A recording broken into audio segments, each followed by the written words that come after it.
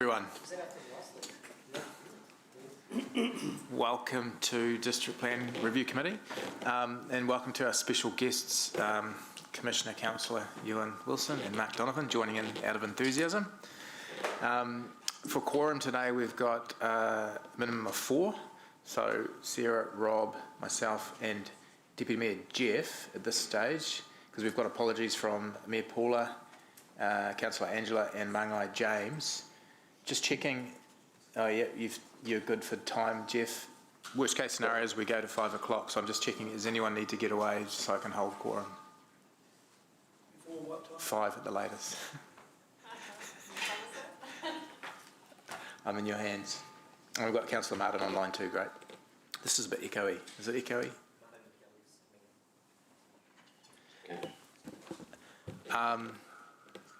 So just noting those apologies, are there any other apologies? Just a note from Mangai James, he's... There's the echo.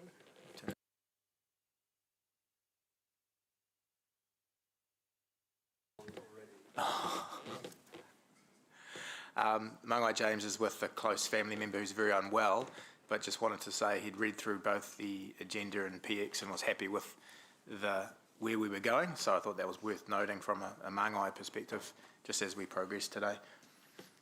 Okay, I'll move that the apologies be accepted, seconded by Councillor Sarah, thank you. Confirmation of agenda, as in front of you. I'm happy to move, seconded Councillor Sarah. Any declarations of interest? We're just here as observers today.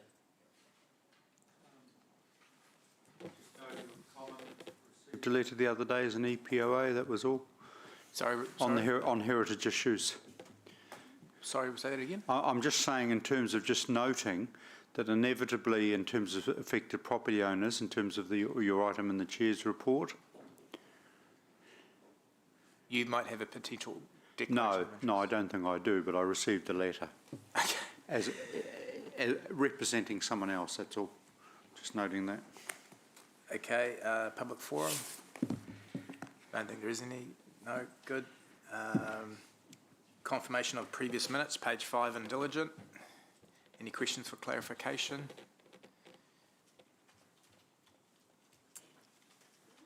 None. I'll move. Seconded Councillor Rob. I wasn't at the meeting. So You weren't at the meeting. Councillor Sarah. Thank you. Any against? Carried, unanimous. Okay, on to the Chair's report. Just really wanted to basically just outline in simple terms. You'll appreciate the work that's going on here in Plan Change 9 at pace, and to really just keep elected members, both in this committee and outside of the committee, aware of the timeframes and the process and the endorsement that we're looking today, which then goes to full council, and that's Plan Change 9, and then obviously Plan Change 12 will follow a similar process down the track. What I thought I might do also is, Martin, you're in the room, maybe if you just want to come up onto the speaker and just verbally give an update on the 6,000 letters that have gone out, which cover the 5 areas of Plan Change 9, and just some anecdotal feedback just for comfort of elected members in process. hello. Yes, so 600 letters plus have gone out to... 6,000? Sorry? 6,000? 6,600, yep, sorry. Have gone out. So far we've received about 500 emails back from members, with the majority of those asking to see their technical reports. We've fronted about 40 phone calls, and again, a majority just wanting an explanation for what the plan change is itself. There've been a couple that have been forwarded through to Mark Davey and Jamie Searle. Overall, the feedback received is that people just really want to understand what it means for their individual property going forward. And in favour, we've probably had 60-40 in positive. People are understanding when they do get that explanation, that they see what we're doing, why we're doing it, and are looking forward to that next step with that actual notification and engagement. Thanks, Martin. So that's essentially it. Happy to take questions, bearing in mind we will go into more detail through the items as they come up today in Open and PX. That's just sort of a high-level overview. If there are none, I'll move that the Chair's report. Oh, sorry. Sorry. Councillor Rob.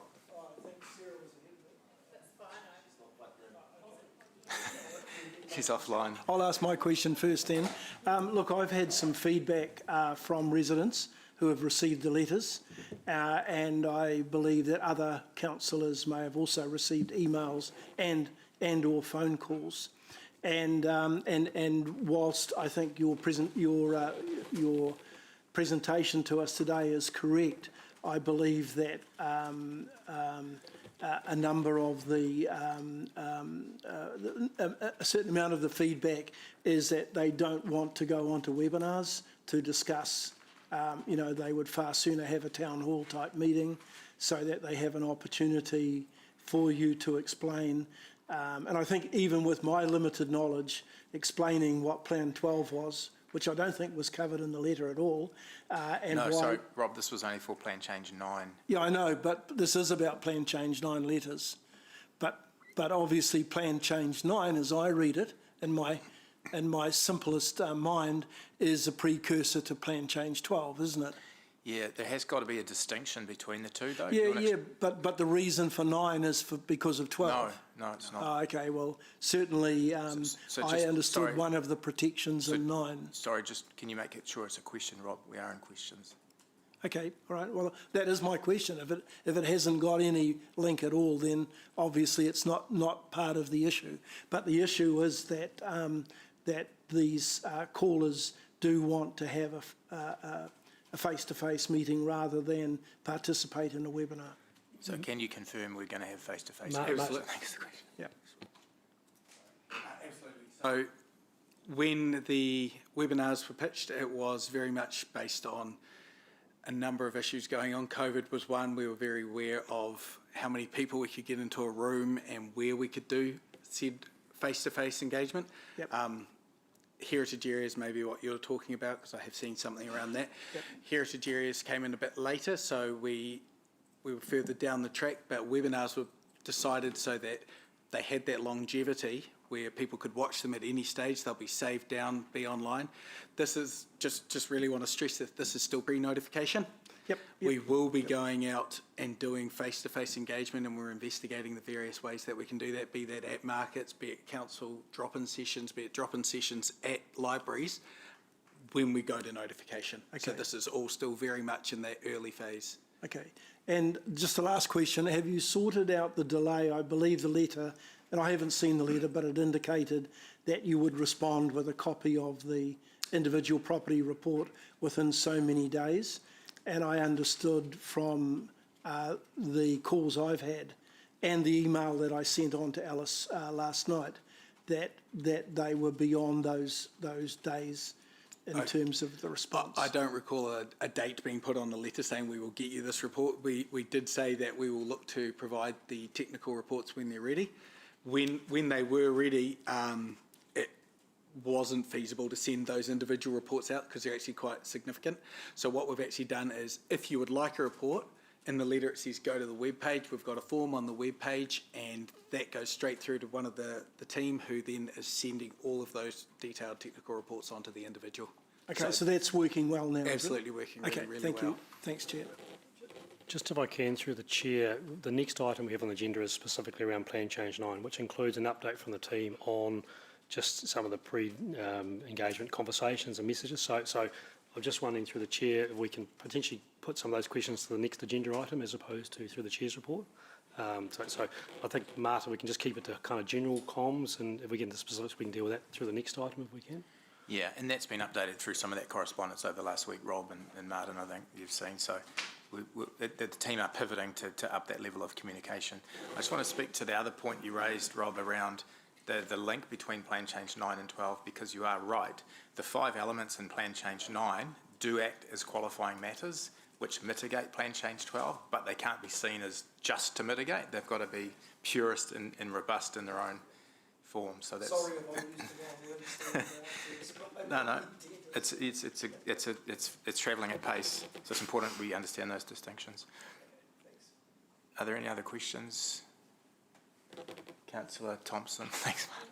Seat 6. Well, just had a question around the letters. So if, obviously we've got a mix of tenants and homeowner occupiers, so how did we deal with that in terms of ensuring everyone was duly notified?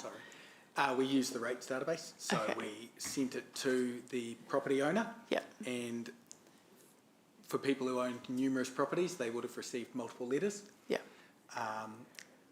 If one property was impacted by more than one element, they were merged into that letter. If you own two properties, two different elements, you would receive two letters to the property owner's physical or postal address. Cool. Thank you. So not the... Yeah. Yeah. Councillor Gallagher. No, just noted that I'd received as an in a EPOA role. The only question I have is receiving the letter, is how effective is your people who prefer to just get on the phone and have the one-on-one chat? How effective are your phone lines and how long do they have to wait?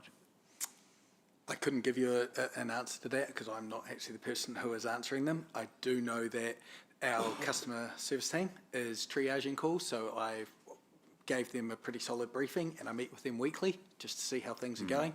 They then go through to the coordinator within the plan change team, and she is working like a rocket to get through them. Yeah, just through the chair, it seems to me that, while we respect, as I understand, the web and the interactive, that you'll have a section of residents who just really do prefer the, what does this letter mean? Yep. Etc. Naturally, it's interactive, it's real live people, and just how well resourced you are or will be for one-on-one conversations, as against, and why I'm saying this is, you have the option of turning up to a town hall meeting or going on a webinar, but that one-on-one, and I'm just through the chair just interested in how you're going to resource the interactive, so that people understand exactly the context of, because obviously the letter is essentially a generic one, is it not, to a degree? It's generic to a degree, but it's also targeted to the individual property. Oh, yeah. It's going to be affected. Yep. Yeah. The resourcing question, I believe we are investigating that and looking at making sure that we are well resourced, the team is well resourced to answer the questions during notification. To date, Gina's handling it well. She does put through the more tricky and technical questions to Jamie or Mark, and I know that Jamie has had some visitors come to council. Yeah. Thanks, Martin. That's all your questions? I think whenever I just, obviously in terms of the monitoring, and this is constructive, just in terms of that consumer friendly. Yeah, thank you. Thank you, Martin. I'm happy to move it, that the report be received. You happy to second that, Martin? Thank you. Any debate? Any against? Moved, thank you. Okay, Jamie, we're up to item 7. I wonder if you could just talk us through the recommendation first before you go into your report, just so that everyone's aware of what we're approving today. Or recommending to council, I should say.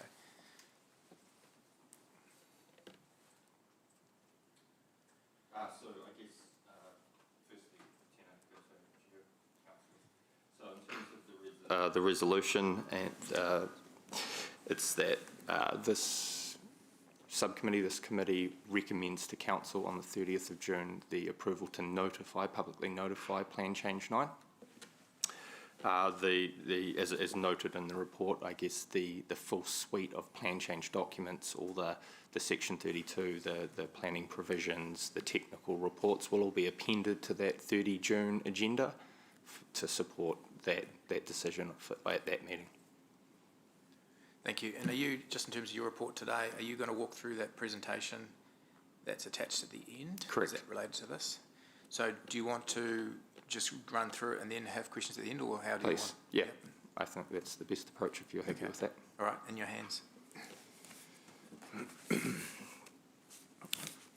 So I guess just firstly to introduce, I guess this represents a significant amount of work done by staff, and I just want to kind of shout out to Alice Morrison, Catherine, who've done a lot of that work, and the support team. It's been a lot of work within a tight time frame in this kind of back end. So it's a really great piece of work.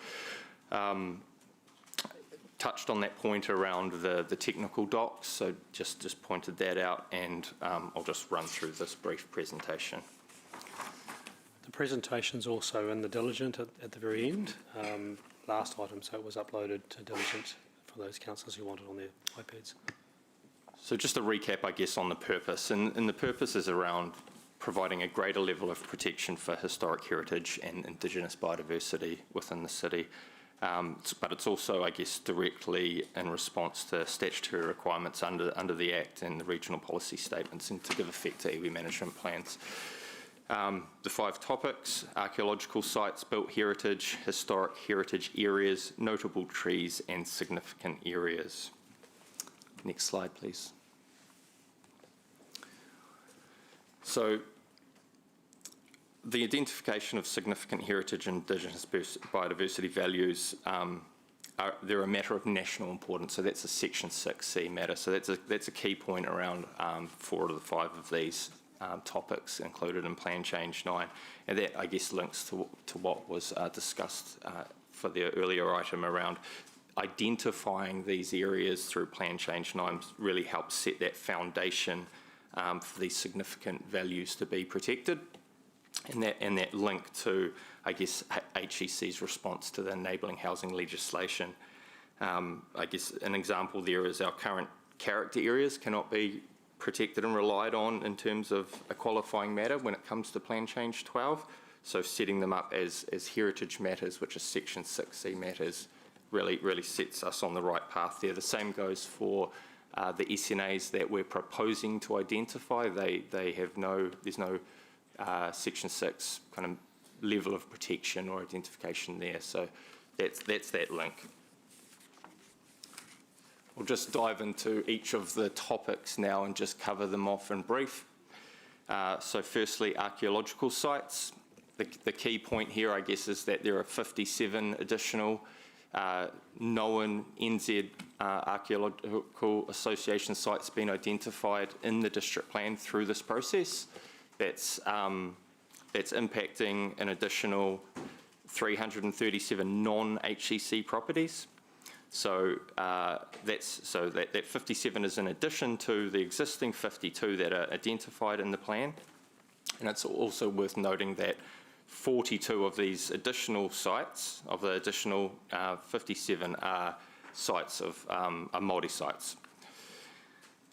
You'll see, it's hard to see on the screen there, but on your personal screens, you'll see that the vast majority of these archaeological sites are along and in close proximity to the Waikato River.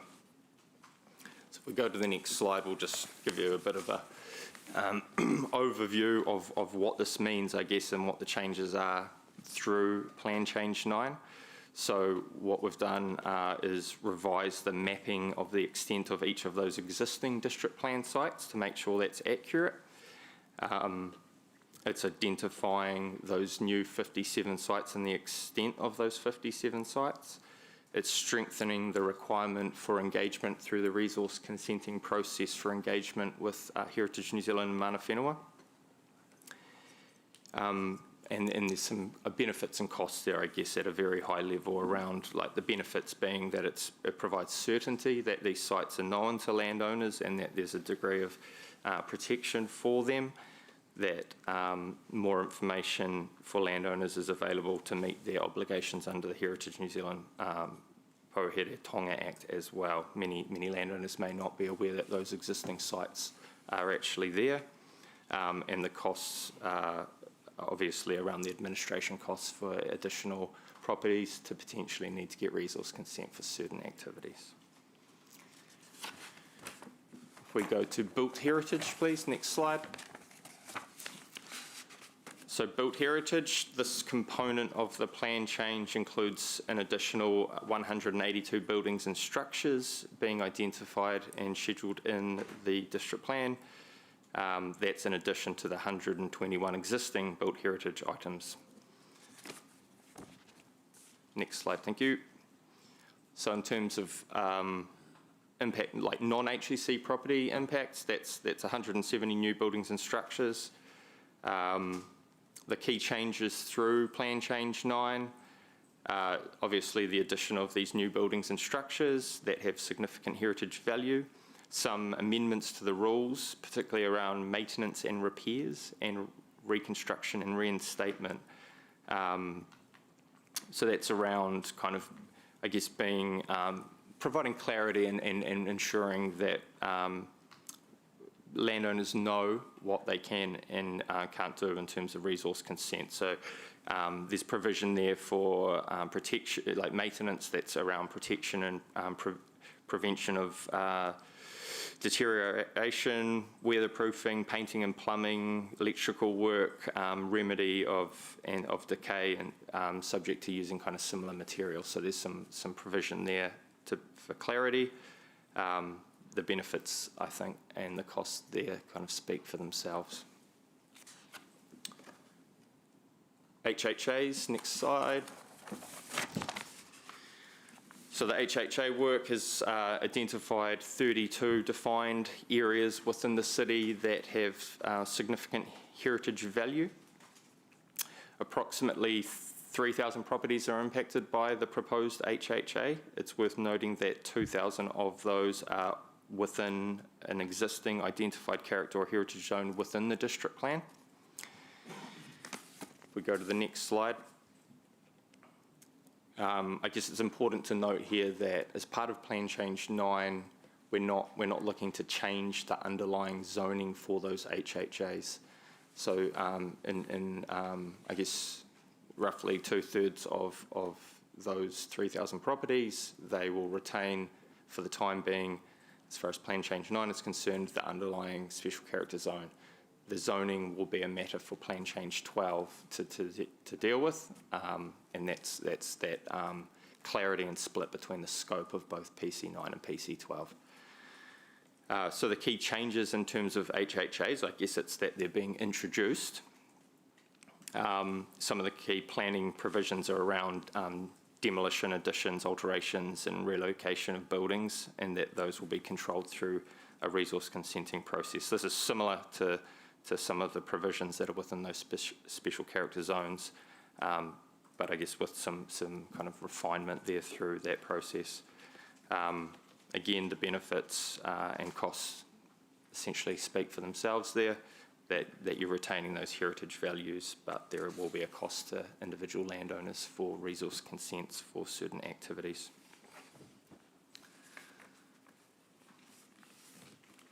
Notable trees. This has involved the identification of just over 1,000 new notable trees to be added to the district plan. All of these trees are essentially within streets, public parks, and a few within other HCC land. I just need to point out here that there's a slight difference in terms of the number here, that there are 383 existing trees that have been reassessed and to be retained. So those are a mix of private and public. They're not new trees, they're ones that have been reassessed through the process and meet a threshold for continued protection. So 387 is the approximate number of those trees. I think in the report it states 458, but that hasn't removed the trees that did A, not meet the threshold, or the trees that are B, no longer there. So that was roughly about 70 trees. Next slide, please. So the biggest change, or the key change through in terms of the planning provisions, is around the rules relating to pruning and maintenance of those trees and works like earthworks or works within the tree's root zone. Again, the benefits are really around that protection of urban tree canopy and those kind of more mature trees that warrant and meet a threshold for protection, but also that greater clarity for landowners that around what they will and won't need to consider, I guess, in terms of activities within root protection zones. Again, the cost, I guess, is that restriction on existing landowners and HEC properties should they wish to redevelop their sites, and that consenting process that requires to be gone through. Significant natural areas. Next slide, please. So for the significant natural areas, SNAs, through the process, what we've landed with is 117 SNA, so that's the new total. We currently have 59 in the district plan, so there's that additional 57, is it? Also want to point out that in the slide here, it notes that approximately 573 hectares of additional, or covering the total, it's actually 695, so there was just an error in the calcs there. That's just in terms of the numbers that are in the report and in the presentation. It hasn't reflected in terms of picking up any other additional properties or anything to that effect. So the total properties impacted by the proposed SNA in terms of non-HCC properties, is just under that 2,000 mark. Close to 500 of those already have an SNA on their property. In terms of the key changes through the SNA work, I guess it's been that additional identification of significant areas of habitat for Indigenous fauna, those corridors and habitat areas. So that's a big part of that additional hectare of protection that you're seeing. We've got a split in terms of the categories between the two SNAs now, your floristic and your corridors and your habitat. In the latter, there's a bit more flexibility in terms of the activities that can occur within there, which recognise both that there are certain activities that we want to encourage, native restoration activities, and that there is a lot of public infrastructure within a lot of those gullies, and that needs to be upgraded and maintained. Same goes for walkways. There are a lot of existing walkways, and they need kind of a consenting pathway or permitted activity status for maintenance. So again, the benefits: protecting that critical habitat and that vegetation for Indigenous fauna, and mitigating that or helping to avoid that ongoing reduction that we're seeing in terms of the gully system to ongoing residential development encroaching into these areas. The costs, again, around having to seek resource consent for activities within those gully areas, those SNA areas, but I guess the perception around cost, around not being able to develop those parts of properties which have an SNA on them. So that covers the 5 topics at speed. So welcome. Once I kind of finish off the stakeholder engagement, happy to come back on that and kind of tease that in more detail should you wish. I think we'll touch on, if you go to the next slide please, we'll touch on the stakeholder engagement and the impacted landowner comms with just in brief. Next slide, thanks. Yep, great. So I guess this just outlines that we have throughout the process been working really closely with a number of our partners and key stakeholders, including Waikato Tainui, Mana Whenua, some heritage groups and environmental groups, regional council, that we've had wider engagement with key stakeholders through a couple of webinars over time that have touched on the different aspects of Plan Change 9. Next slide, thanks. So again, we've touched on this, but I guess it's just an outline overview of the different aspects of engagement that we've undertaken since we first started on the various aspects of this. So there's been website content and information available online from mid-21. We've sent out a range of letters. Earlier letters went out on notable trees and built heritage over the course of 2021. We sent out letters to all of the potential SNA landowners early 22. We've done some media work. We've updated that website content over time as well. Next slide, thanks. And those recent letters and some more recent media releases. We're also going to the Your Neighbourhood event this Saturday in Dinsdale, so we'll have a stall there as part of that for people to turn up and ask questions on Plan Change 9 and Plan Change 12. And as stated earlier, we're doing these webinars at the end of this month. Next slide, please. So we've covered, I guess, the summary that just reflects what Martin told us earlier. So if we can go to the next slide. In terms of what's next, following this recommendation, obviously approval at 30 June, we'd be sending out letters to all of the affected landowners, stakeholders, and putting public notices in papers. Some wider communication through media, social media, radio, print, all those avenues around getting the word out there and making sure people are aware of this piece of work, and looking at those face-to-face opportunities that Martin touched on, and the likes of the Claudelands Farmers Market, and going to the people, but also potentially having opportunities where they can come to us. So yeah, that's the end of the presentation. Happy to take any questions at this point. Thanks, Jamie. It was very good, very clear. Tell me, is this an unusual where you've had 5 items go through one plan change like this? Is this quite unusual in terms of district plan iterations? I wouldn't say so. No, you can kind of bundle up topics that have a relationship or not. So I guess what we've seen in the past is probably quite discrete, smaller council plan changes like Peacock for geographical areas, but this is probably the bigger kind of citywide piece of work that we've done post-review. And just remind me, what was the main trigger for this? Was this a policy statement, one of the MPS? I guess there were a range of triggers, but most of it was probably council-driven in terms of resolutions to do work. Okay. But it's in response to policy statements, national policy statements?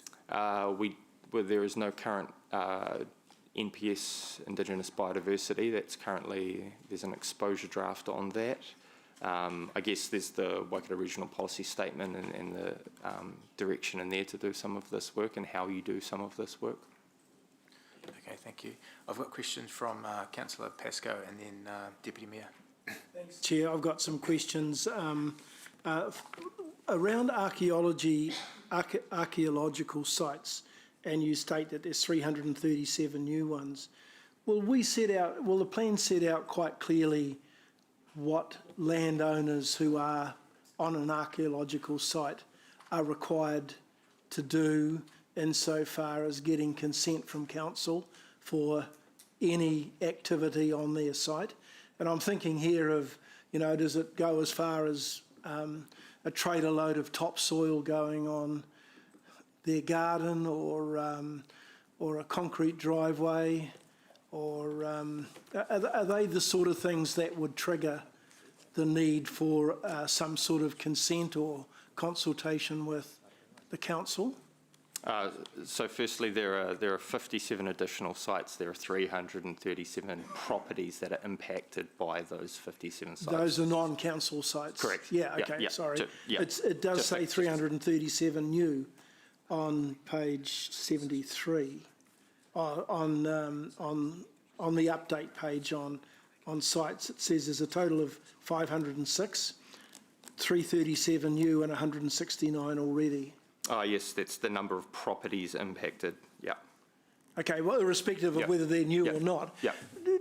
If I was the owner of a site that had been deemed to have some archaeological attachment to it, do I know what I can and can't do on the property, and what I have to do if I am going to do something, and what it might roughly cost me to do it, apart from the actual cost of the concrete or the topsoil? The provisions in the district plan will be very clear about what you can and can't do without obtaining resource consent. The costs won't be there, but the costs in terms of the resource consenting processes are outlined on the website and other information that council provides. And could you stop me from putting a load of topsoil on my property because of the specifics around that site? You may have to get resource consent for earthworks, which would include bringing earth in, yes. But activities such as gardening or cultivation are provided for. Okay, all right. I'm just not sure how a property owner might respond to that in terms of what would a resource consent cost currently? Is it a fixed charge, or does it depend on what needs to be what is involved? It will depend on the complexity. I couldn't tell you exactly what the costs are. Okay. And insofar as trees are concerned, trees on where we get notable trees, and you go right down to the detail of pruning and maintenance works. Is that got the same level of compliance for the property owner that the property owner would need to come to council and say, I want to trim 2 branches off this tree because I can't get my car underneath it to get to the garage, or something quite practical, or is it a major trim or a major removal that would trigger the need for council to get involved, and whether it doesn't say here about resource consents, but and or if the tree was dead and I was going to pull it out and replace it with another tree. So there are provisions around thresholds in terms of the amount of trimming or maintenance that you can do. Does that answer the question? Is that easy? Will that be easy for the landowner to follow? Yes, I would have thought so. As easy as a district plan is to follow for lay people, but yes, it should be clear. Okay. All right. I've just got a couple of other queries, Chair, unless you want to let somebody else in, and I'll come back to me. That's right. Okay. All right. Thank you. Being very indulgent today. The other questions, I just need to pull this up on my. Just in terms of, will we become the regulator on checking to see that landowners have complied? In terms of, saying my property has got some special archaeological factor to it. Is it council's role to be the regulator, or is it my role as a landowner to voluntarily comply? I think there's an element of it being both. My understanding is that we don't have an obligation to proactively undertake compliance in the way, but if something was brought to our attention, we would definitely investigate. Okay. And just a global question now, just in terms of what Plan 9 will cost the council once it's in place and we have got sort of implementation of Plan 9. There's obviously a whole lot of compliance costs, but there's also a lot of costs that may appear to be a requirement of council on council-owned properties. And you mentioned a lot of the archaeological sites are along the river, and probably many of those are in parks and so forth where council is the owner. Have we got sufficient funding in our long-term plan to meet the likely costs that council will have to bear? And I ask that question because I would expect that there's an expectation on council as a landowner in the city to be the first one to be fully compliant with Plan 9 before property owners become that way. Well, I think everyone would equally have to be compliant with the district plan provisions when they have legal effect. Yep. I can't. But the perception is is if we're not going to do it on our property, then why should I do it on my own property? Council would absolutely need to be obtaining any resource consents needed to undertake activities. Yep. Absolutely. I'm not in a place to give you figures around what that might look like in terms of what those activities might be and how often the likes of the Parks unit might undertake some earthworks, but I'd say for the vast majority, I don't think we're going to be, as an organisation, tripped up by a significant number of minor resource consents. Lots of the work we do will either be provided for or enabled, or will be of a scale that we would probably getting resource consent for that work anyway. So you're not seeing any red flags that that the staff are generally saying we will struggle to be compliant with the requirements of Plan 9 once it becomes law because of outstanding matters or new matters that have arisen because of the requirements under Plan 9? No, I guess that's in terms of the SNA work and the extent of gullies and public land there. We've been working very closely with the City Waters team who maintain the stormwater network and a lot of the assets in there. We've got a technical memo that has supported and informed the plan provisions that are there. So, you know, there have been those discussions internally to make sure that everyone understands what this will mean, and those are ongoing. I guess in terms of kind of the 1,000 notable trees, parks of the asset owner parks are being worked with very closely around what the implications of those provisions will be. Okay. Yeah. And I know that we've got $48 million in our long-term plan for gully restoration. So there is a substantial amount already there, but you're not getting any signals to suggest that that is woefully inadequate in terms of what Plan 9 will require us to do? It's not been a matter that's been raised by anyone as part of my Thank you. involvement in Plan Change 9. Thanks, Chair. Sorry, one more question. We have a heritage fund, which I think has got about 100,000 that we contribute each year, that we make available each year, and which is available for both council-owned and privately owned properties in terms of making contributions. Will that be adequate under Plan 9, or do you think that there will be a signal for that to be increased because we may have more work that may need to be done and property owners who may become perhaps a little more aware that that fund is there? I guess the demand based on the increase in built heritage protection could result in more people applying for that. That's probably all I could say on that at this point. Okay. Just through the chair, Councillor Pascoe, I actually just sought some clarification on that very issue.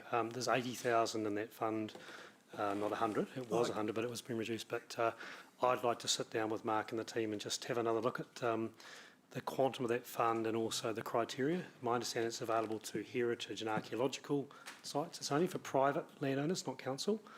It is available to private owners. Private owners. Yes, yep. And so obviously comes forward to council to approve, or the appropriate committee, once a year. So I think it would be appropriate for us just as a team to stand back and have another look at that. Obviously there are now wider matters at stake here, and I guess it's about how do we ensure that we can assist property owners to navigate this for the appropriate circumstances, but equally we get the right outcomes through the district plan that we want. So I think in due course we will see something come back from the team around, you know, if there's any changes to the fund and potentially also the quantum.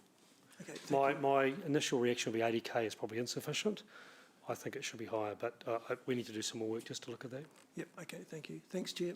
Thank you. Thanks, Rob. Deputy Mayor, you glitched out for a bit, but you're back. I'm back. Thanks, Chair. Question for Jamie, I think. Jamie, you and I spoke briefly about some questions regarding an SNA a few weeks back. I'm just trying to get a feel for, how do I put it? When you've got SNAs on private property and the owner is concerned that they were planning to develop and may not be able to develop now, I'm just trying to get a sense, are we getting many of those coming through? Because obviously that's probably where the rubber hits the road in terms of some of these discussions becoming quite important. I guess the short answer there is no, we're not actually getting that direct message through. People are interested in how it was determined, you know, how the extent of the area was determined on their site. people have signalled that there is some opposition there, I guess, and that they'll be raising that through formal submissions, but that specific issue hasn't been raised by many, as far as I've seen.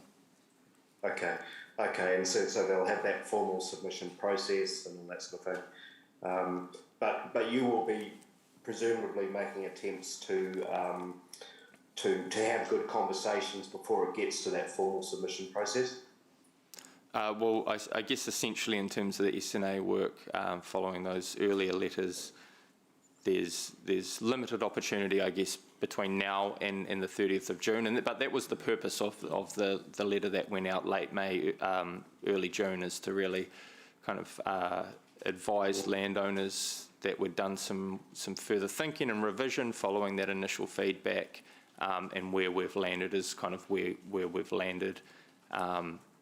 But that there is this formal submission process, there is the opportunity to get ecologists out there to sites where people want someone to have a look and verify some of the desktop work further. Cool, okay. Thank you. Thanks, Chair. Thanks, Jeff. Councillor Sarah.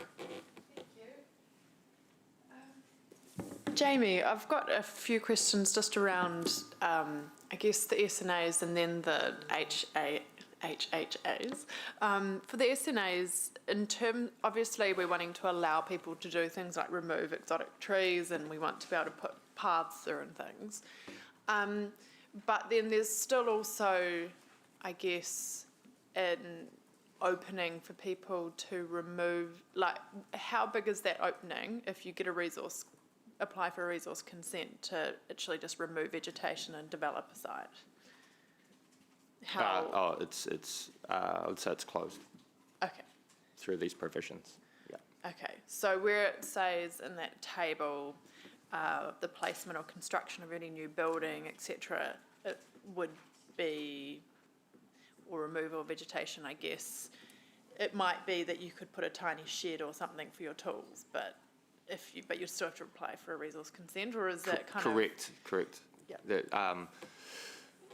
I'm wary of getting into the absolute detail of how a consent would be considered and whether it would get approved or not, but I guess it's really around, that assessment would be around, is it having an impact on the ecological values, the reasons why it's being, so if it didn't require vegetation removal, like there are scenarios where some of those things might be approved.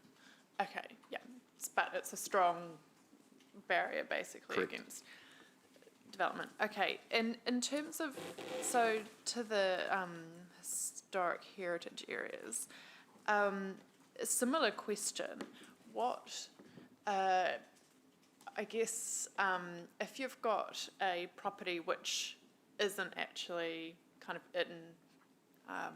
fitting in with that historic heritage area, and we've talked about this before, the big concrete sausage blocks, although, some people might see heritage value in that. What would a resource consent process look like for a person wanting to redevelop a site like that versus a site where maybe there's like 100-year-old house and they're wanting to remove and redevelop that site? I'll let the team correct me if I'm wrong, but from what I understand, those sausage blocks won't be picked up in the HHAs from the outset.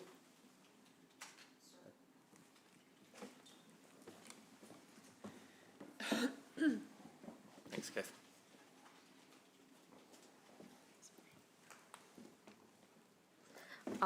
Hi, Councillor. So actually, all the HHA are done on a street or street block level. Yep. We try not to go to individual properties level. In some cases, there are probably one or two that sausage block that have been picked up and included in the HHA area. Our thinking is like under 9, because we don't really changing the zoning or putting any intensification relationship. The rules that in Plan Change 9, so that's under 12. But broadly speaking, what we are thinking is actually all the resource consent will be looked at on a case-by-case level.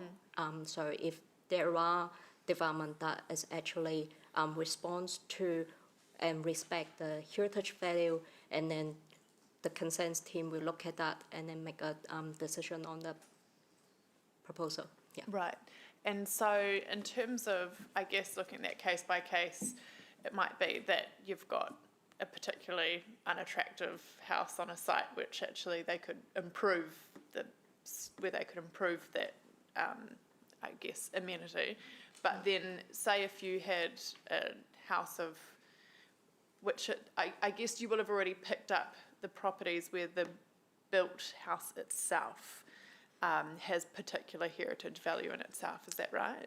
Yeah, so basically, I think like also it's really hard to like say that as like particularly what we are looking at. But then in general terms, for all resource consents, even like for our current like duplex, any developments like that, when people lodge a resource consent, our planning guidance team will look at that and then we'll give feedback. What's the good side, pros and cons for that proposal design? And then I think like at that time we will basically give more feedback to the applicants at that time and say, here's the things that you can improve, or here's the things that we actually think like it's not really aligned with our plans directions, what you can do. Okay. And sorry, last question on this, just to try and get a good picture. So basically, assuming it's not a specific built heritage site that's been singled out as being of particular significance, if it's on a HHA street and they're wanting to develop, in what cases would you say no? Does it ultimately come down to how sympathetic their development is, or Yes, it's HHA and the rules that we're putting in, we don't want to stop development. Yeah. We're not like preventing development, and that's not the signal that we want to send out to the community. We will look at it on a case-by-case thing.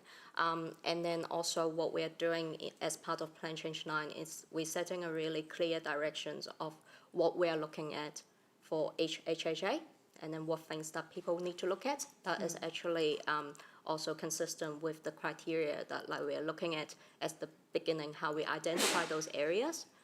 So there will be scenario that we need to probably sit down with the applicants like in the future and then say, here's the elements that we're actually looking at for this area, and then how you can incorporate those elements as part of your proposal and help that. Okay, no, that all makes sense. Thank you so much. Just a more general question in terms of, I noticed with Auckland they had pushback from the housing minister who said, cut the number of HHAs that you have. Do you expect we'll get similar pushback, or do you think, I'm seeing a nod. Yes. Okay. Very last question. I think it's largely been covered by Rob, but just noting like the notable trees. I love trees, so I don't want to necessarily challenge this whole thing, but at the same time we have a lot of really cruddy footpaths and we're looking at putting in cycle lanes along some of these areas. So I guess in terms of the infrastructure element of it, you're not expecting this to make it difficult to say renew a footpath, or it just means some better standards in terms of doing it? Hopefully the latter. Okay. That in terms of how we design our infrastructure works around some of these kind of significant parts of, or aspects of our city. Yeah. There might be the odd scenario where there is a tree standing in the way of something that council wants to achieve, and council, staff will need to consider whether an application for removal is justified or whether there are better options, I guess, to work around them.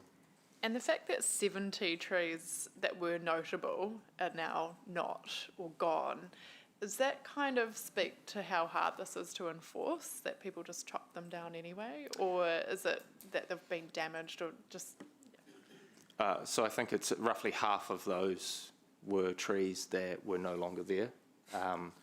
Some of those trees may have obtained resource consent to be removed, but I guess that the other 35-ish that didn't meet that threshold, I guess, just shines light on the value of doing this reassessment exercise, so someone doesn't come in for a resource consent for removal and get that approval on the basis that the scoring wasn't kind of adequate, or, the methodology wasn't adequate.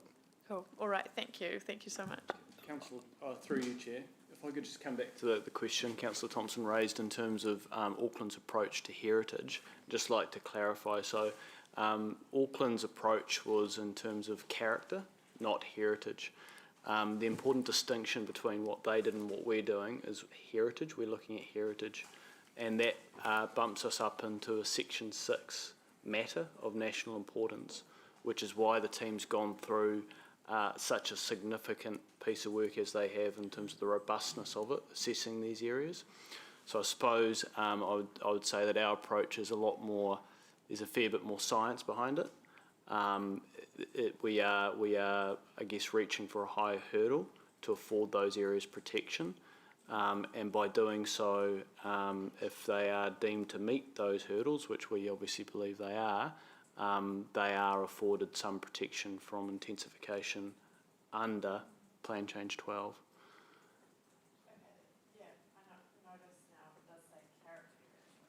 Yeah, there's a very important distinction between the two. So, thanks. I think word of the day is going to be distinction. If I might just also offer a comment to something both Councillor Seri and Councillor Robb raised around just I guess enforcement or monitoring. Through our planning guidance unit, we do have staff who are tasked with, I guess, monitoring consents and monitoring our plan, and so they will obviously respond to complaints in terms of anything under this particular plan change once it comes into effect. But equally, we're also very conscious that there's an element of ensuring that the plan provisions that are then in place are also being given effect to. So I think, Councillor Robb, to your earlier question, we try to find that balance between not necessarily being the police around the city, but equally not turning a blind eye and also responding to complaints. And so these are the rules that will be in place for our city, and we do have to have a public duty to ensure they are being adhered to, whilst being pragmatic and working in a customer-focused way. So we do have that team that are pretty busy, I should say, as you can imagine, monitoring both active consents and the current plan. Thanks. Good questions. Councillor Martin. So when Sarah was talking about sausage block flats, I thought, you go to Paris for their buildings, you come to Hamilton for the sausage block flats. That's our great contribution to international architecture. Well, I mean, they're a great tribute to the New Zealand architect. That's why you come to New Zealand for the beautiful buildings, of course, naturally, don't you? Can you confirm? Less said, the better. I question, just in a historic, it's not a character area anymore, it's called officially historic heritage area because it lifts it up. And you're hoping, have I got this right, that we a bit more robust protection than would appear in terms of the Auckland approach? It's more than a hope, councillor. So we've gone through some pretty extensive field work to assess a number of characteristics in those areas to ensure they meet a certain hurdle or threshold. And even then, you're still expecting potential from Wellington pushback? We're expecting pushback from submitters. But I'm sure that some submitters will also be asking as to why their special character area isn't being classified as a heritage area. And that will be something for the panel to reach a judgment on. And presumably in terms of the comms strategy, clear explanation of what we have at the moment, and I'm thinking of the Broadlands area. Yes. I think of some of the parts of the Hamilton East area that we have at the moment, which from a market point of view, supply and demand, one assumes in terms of housing choices is still they're very appealing if you look at the prices. So through the chair, I'm just trying to work out, the very important communication strategy that we need to undertake so that obviously submitters will be submitters, but they have a full picture in terms of the benefits as well. Yes, yeah. Potential. So that's why we're making a commitment today to get out into those communities face to face within the next few weeks to explain it. It is really complex. Some of those special character areas won't be afforded the heritage protection because they're not meeting certain hurdles. And so it's very important to communicate that to those special character area owners, you know, in terms of what's coming. Pick up Sarah's question before around, if you have you're in a heritage area and your particular property conforms roughly, you know, with the heritage, but next door you do have the fibrillite or the sausage, the beautiful sausage block, whatever, and that property owner wants to develop that section, you know, presumably there's going to be that's not a quote heritage building there, but the development would have to be empathetic to the rest of the neighbourhood, because on the other hand, if you happen to live in a heritage area, then you are protected from the multi-storey, you know, the rest of the city, which we don't. Sort of the question I'm trying to ask in terms of how it doesn't stop a development, not at all, but how it should necessarily be roughly in keeping. So I guess 2 points on that I'll make, and then I might hand back to Catherine. But the first point is, historic heritage area is different from a heritage item. Right. So when the team has gone through their analysis to define a historic heritage area, they're looking at a number of aspects, including the lot layout, the situation of the house on the site, the setback, the street design, a range of those factors. So we can't look at sort of just a house in isolation. Clearly, when we get to talking about provisions and resource consent applications, you're absolutely right. It is about being sympathetic to what we have defined as being the unique characteristics as to why we're calling it an HHA in the first place. Because that, ironically, if it was a wrong development, would detract from the market value of the surrounding property owners. That's exactly what the consenting pathway is hoping to avoid, to retain that heritage. So I don't know if Kath, you want to add to that, or did I get that right?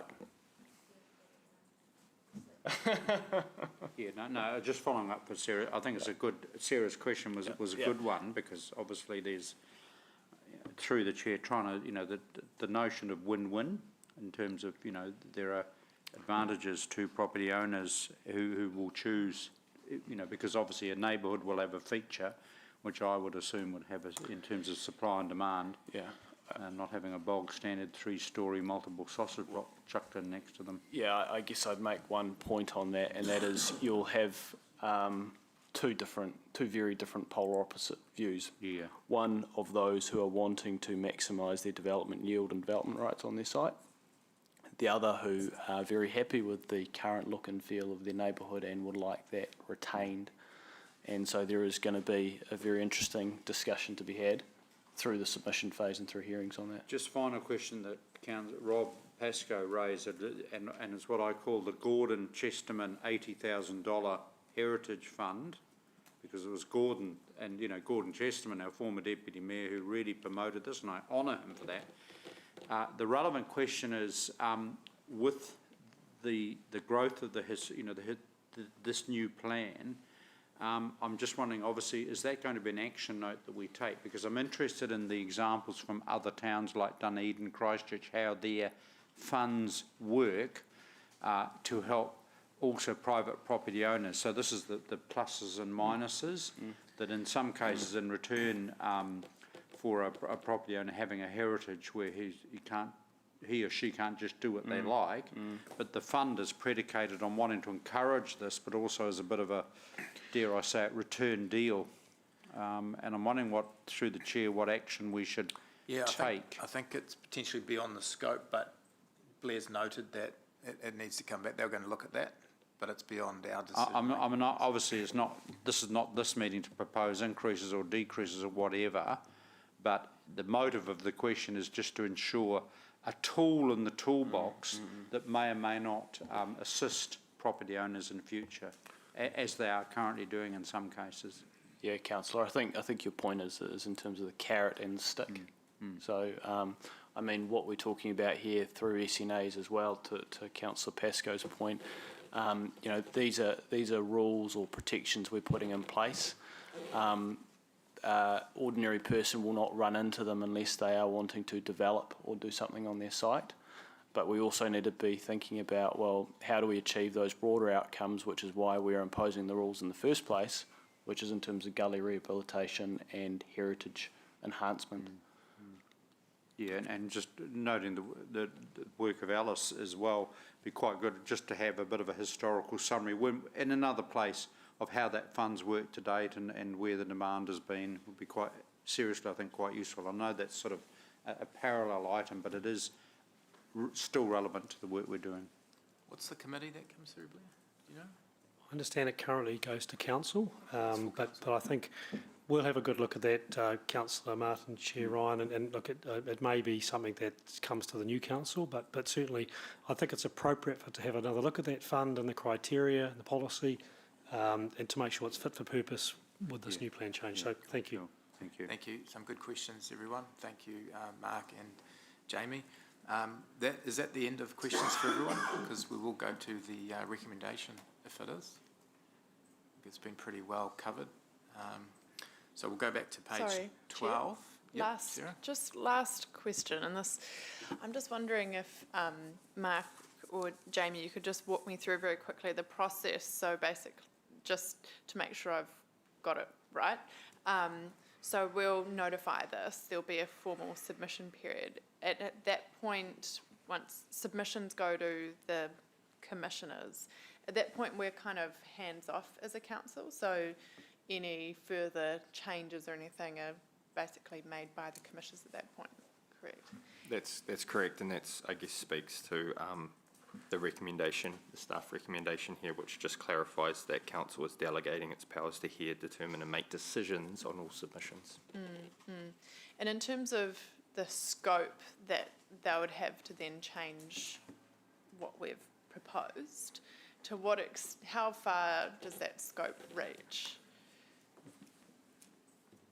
Very good question, Councillor. It reaches to the scope of submissions. So the submissions, in effect, bookend what the decision-making authority is of the panel within that, based on the and obviously based on the evidence they hear. Okay, but you wouldn't expect, for example, if there was outrage over SNAs, that they would then necessarily be make any significant changes that go against the original intention? Yeah, it's a really good point. Yeah, I'm not sure outrage necessarily constitutes evidence. So people can be outraged, but ultimately it comes down to the substance of the evidence presented.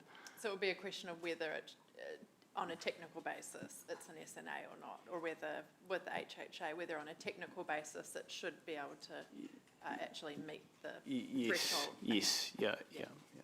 Cool. Yeah. Thank Good you. question. Yeah. Fantastic. Consequential question, if I may, Chair, and that kind of follows on from Sarah and from, I think, where I now understand we are. Do you think that there's given the feedback that you've had, and I know the feedback has been by phone and emails and so forth, do you think I noticed that there's only one face-to-face meeting in your plan, and that's the Dinsdale one on Saturday, I think. Do you think it would be wise to perhaps extend that period before we notify it to the commissioners and get that process underway, just to give landowners who have got some concerns the right to kind of think as to whether we should make changes now to save them having to submit and then object afterwards, if there's a possibility that changes could be made that would satisfy concerns that landowners may have with the plan. I just kind of feel, looking at this, it's a little bit like, we've engaged with Tainui and we've engaged with Mana Whenua, the key stakeholders, and we've done that since September of last year, even earlier than that, I think. And now, in an almost last-minute effort, we are now, and I don't want to characterise it just as that, we seem to be wanting to bring on board those who are likely to be most affected by the changes on their own properties. Do you think there's scope to just open that a little more and have perhaps a few more public meetings? Well, I mean, I'll pass to Mark, but I think my initial comment would be that I think that this period of engagement has been very effective, and we are reaching out to a number of people, and people are really engaging with some of the technical material. So it's not that we're hearing, overwhelming opposition to this work. It's just that people are wanting to understand it better, and I think we're doing that quite effectively. I think it is that submissions period where people need to actually put that kind of technical as opposed to outrage position forward for us to understand a bit better, and it will be considered through that process. No, I agree with those comments. Look, we'll be putting our best foot forward over the next few weeks to make sure we are getting very good coverage and listening to what the public has to say. I would just sort of caveat that with, in terms of the timeframes we're working to, in terms of the Enabling Housing Act coming out in December, effectively, less than 6 months for us to really turn around some pretty significant work. And the fact that, as you've heard today, if these heritage areas do not meet certain thresholds, they are not afforded protection. So it is a balancing act between, advancing this versus that public engagement. Bearing in mind, though, of course, that we're not saying there won't be any public engagement. There has been some. There will be a lot more, and there will be a formal process, and there will be appeal rights on Plan Change 9 as well. So it's just that front end of the process that's been a wee bit truncated compared to what you might. But is not the formal process the process of either submitting to the commissioners and then objecting to the commissioner's decision if the property owner feels aggrieved? Whereas this process that we've got the window that we've got at the moment does allow for some obvious changes to be, or some concerns to be considered now, and any obvious changes made. Yes, you're correct. But I think, to Jamie's point, the feedback we've had to date has not been that we've got it horribly wrong. The feedback has been, could you please help me understand the process, in a nutshell, not wanting to overly simplify it. And we've been doing that, and we'll continue to do that. I agree with that. That certainly has been the feedback I've had too, as an elected member, and look, we'll put our best foot forward in terms of making sure people understand the process, because I think that's the key thing here, and the intent of what's trying to be achieved. Okay, thank you. I think just to follow up on Mark, Councillor Rob, and I've talked with Mark around having some opportunities for some face-to-face conversations before the notification occurs in July, and that's what we're, as Mark said, putting the best foot forward to find those opportunities. This is an education process, but we are working under particularly tight timeframes as a result of the legislation late last year. Correct. So less than ideal, but again, the formal process is extensive, and there's ample opportunity through that as well to engage and to work through to find ultimately the final plan change, and what we may notify versus what ultimately is finalised through that process could be different. And I guess that's the great thing about the process that's going to occur. Thanks, Rob. It's a good question. Okay, I'm going to move it. Do I have a seconder? Councillor Sarah, thank you. Thank you, Jamie and Mark. We'll go into debate. Look, I'll just start off quickly by saying, this has been a real learning experience for me as a relatively new and young councillor. Not with any technical expertise in this space, but I appreciate there's a lot of work from staff that has gone into this, across what was essentially six items. And I think it's also puts us in a good position for Plan Change 12, even though that's a separate item. But I think the work we're doing is practical, it's pragmatic. It's not, super environmental or super dense. It's a real good balance across, I guess, the natural endowments we have as a city. And I think it puts us in a good position going forward. So and even today, hearing some of the dialogue, I'm comfortable with where we're going, and I'm pleased that we're going to have some good engagement with our community over the next sort of 6 weeks, and I think that's really important. I'll just leave it there for now. Councillor Sarah. Thank you. Firstly, I just wanted to say how relieved and excited I am that we are going to be putting the significant natural area overlay over a lot more of our gully system. This has been an issue that has been raised with me many times over the last 2 years, particularly from the members of our community who have been working hard to restore our gullies. It's pretty heartbreaking for them to be, on one hand, working to plant and restore native habitat, and on the other hand, see big swathes of our gullies be eaten away as developers put in retaining walls and all sorts of things to try and maximise the land.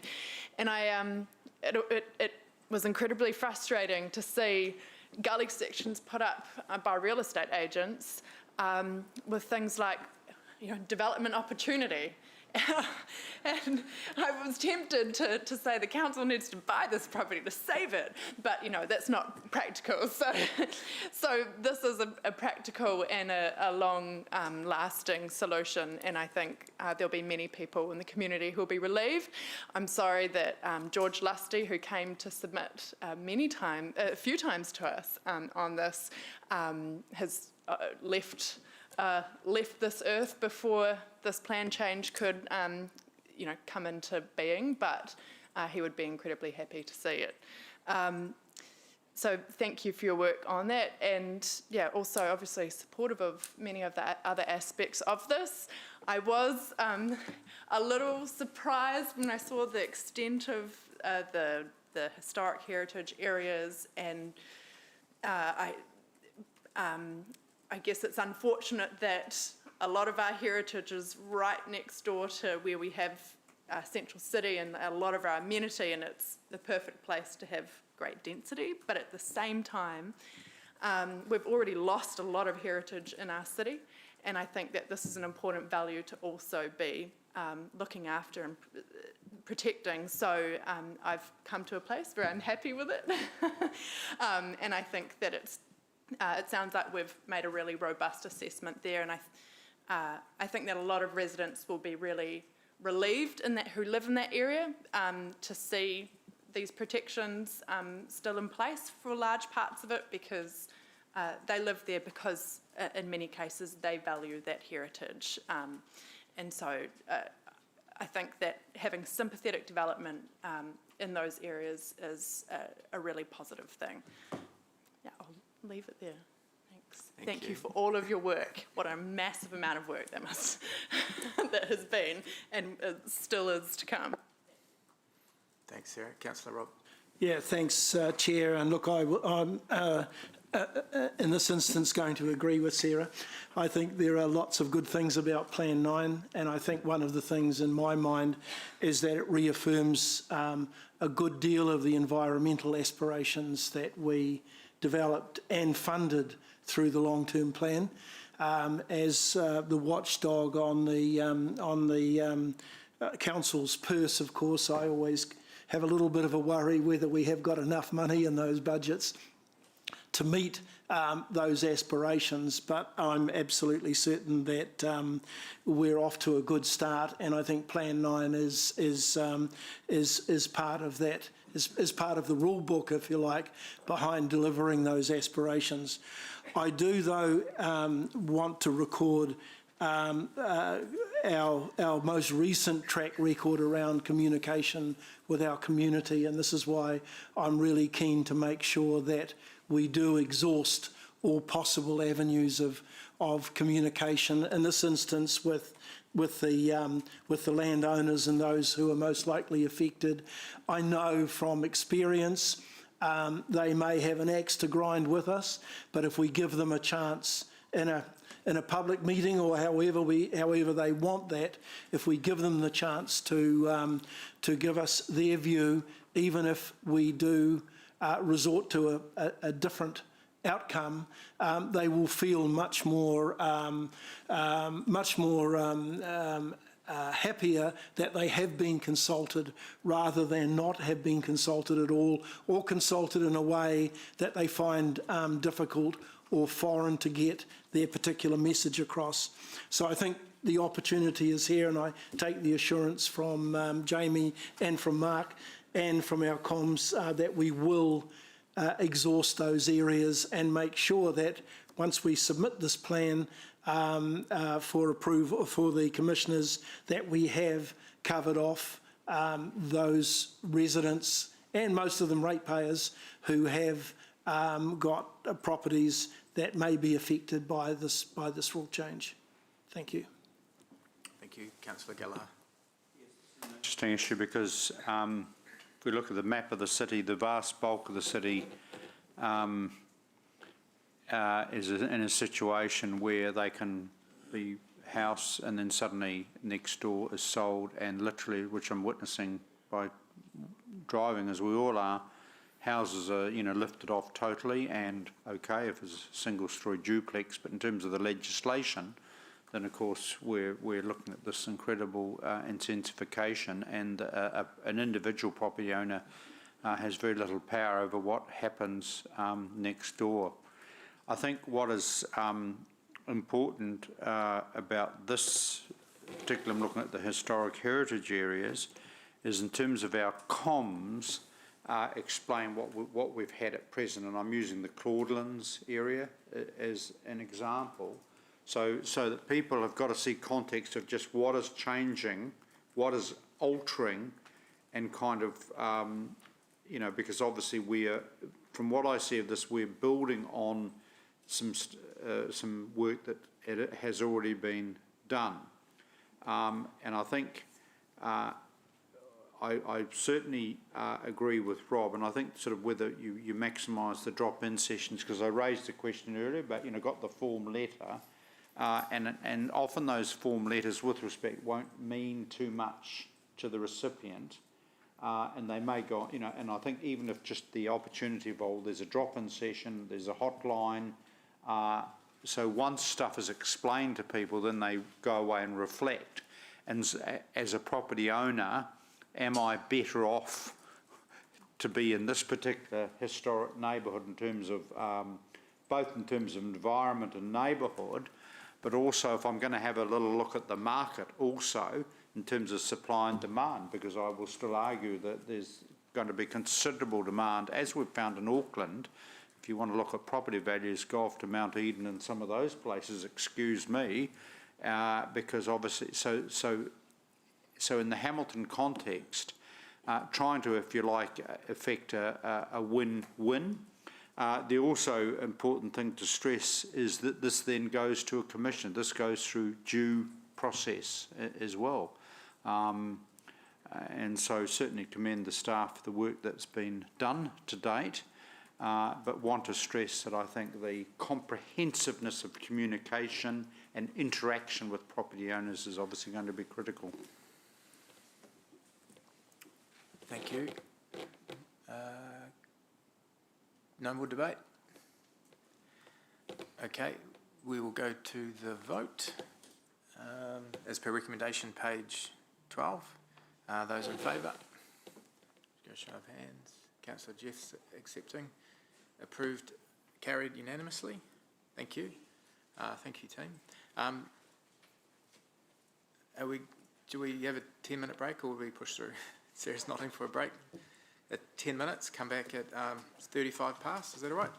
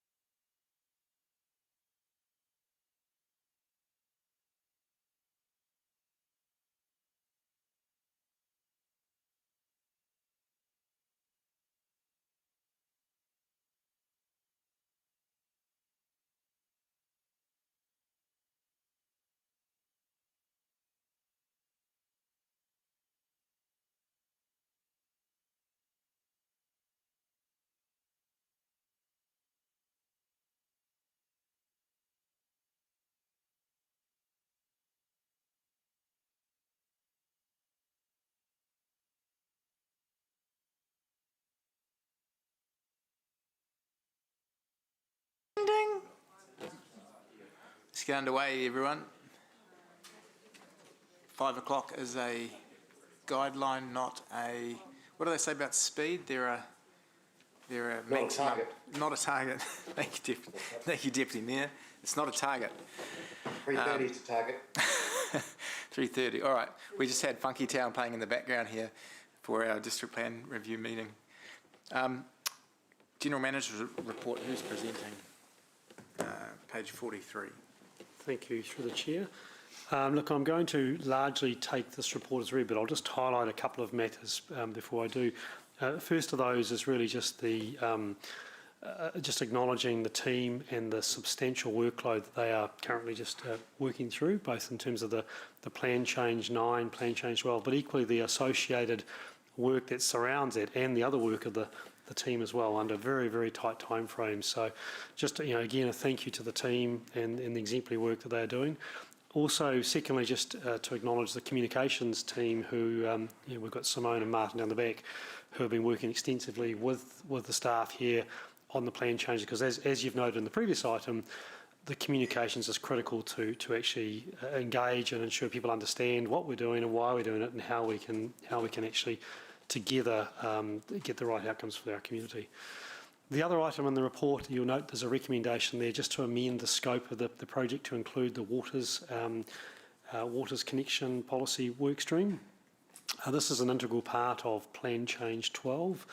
It really speaks to how we link up land use planning and the thinking around three waters: water, wastewater, stormwater. So we have determined it's appropriate for that work and that review to be linked in and brought in as part of the wider district plan work. So we are recommending that the scope of the program be included, or to be amended to include that. The cost of that work is approximately $400,000.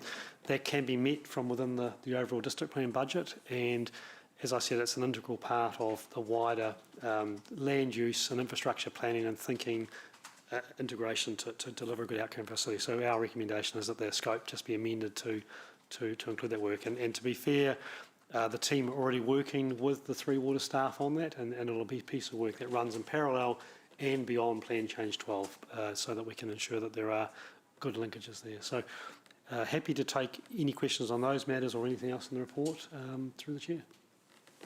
Thanks, Blair. Councillor Sarah. Thank you, Chair.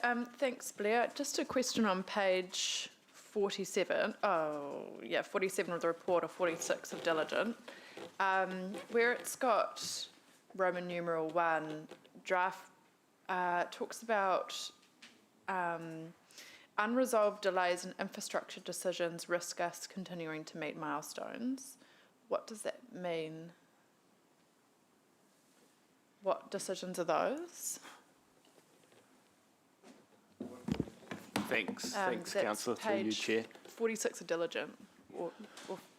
I'm not sure, sorry, possibly the terminology is not quite 100% right. Decisions, I think what we mean is actually work. So obviously a key input to Plan Change 12 is the infrastructure assessment work that we've got to do. We've got the network assessment that you'll see coming through in PX, which is the traffic light assessment report. There's also assessments to understand what we call our headworks capacity as well. So we're just flagging that, and we've identified this item as moving to orange, not on the basis that we're not going to meet notification, but just on the basis that, as Blair said, the team's under immense pressure. We're getting very close to D-Day. Yeah. Okay. Thank you. Thanks, Mark. There were a couple of other oranges, and one was around our HBA assessment, and the other one, the vision and strategy. Are those also, at this stage, how big is the risk there in terms of delivery? Good question. And again, it's more for your awareness. We're getting close to when we have to land this stuff. So we're confident that we will complete the work in time, but we're just flagging it. These are key inputs into our work program, and we're getting very close to cut off. Okay, cool. Thank you. Thanks. Question from myself, Blair, just on the connections stuff on under 37. So you might be aware that I'm already testing or having some, I know council is already bottlenecking with connections policy with developments around the city, and potentially we're lifting the bar here. Are we resourcing this up enough? Can you just speak to the issues we have in this area and how we can improve it? Yes, look, I'm not obviously close to I understand the issue you're raising. This is more in relation to the policy framework and how connections and I guess consenting are linked up. Certainly, you're quite correct, the bar will be lifted here and there will be consequential impacts in terms of how the development community then engages and works through that with us. I think that the issue you're referring to is the physical connections, which I think is a separate matter. That's in relation to just the sheer demand for physical connections and the workforce to respond and engage to that. But undoubtedly, Chair Ryan, as a consequence of this work, we also need to have at front of our mind how we resource to make sure that we don't solve a planning issue, but then create an enormous consenting issue, connections issue, as developers work through this part of the process. So we have talked about that. We're not at that stage of the project yet. Thank you. Okay, I'm not going to elongate the session here if there's no more questions. We'll just move it just to receive the report. Councillor Rob, Councillor Sarah to second. Thank you. We'll go into debate if there is any. None. We'll go to the vote. Carried unanimously. Thank you. Is that the end of public? No. Item 7. No, that was it, eh? Yep. Keep going to public? Yep. Thanks, Rob. Seconded by Councillor Martin. Sorry, Jeff, missed you there. All in favour? Carried. Well, we'll play some more Funky Town.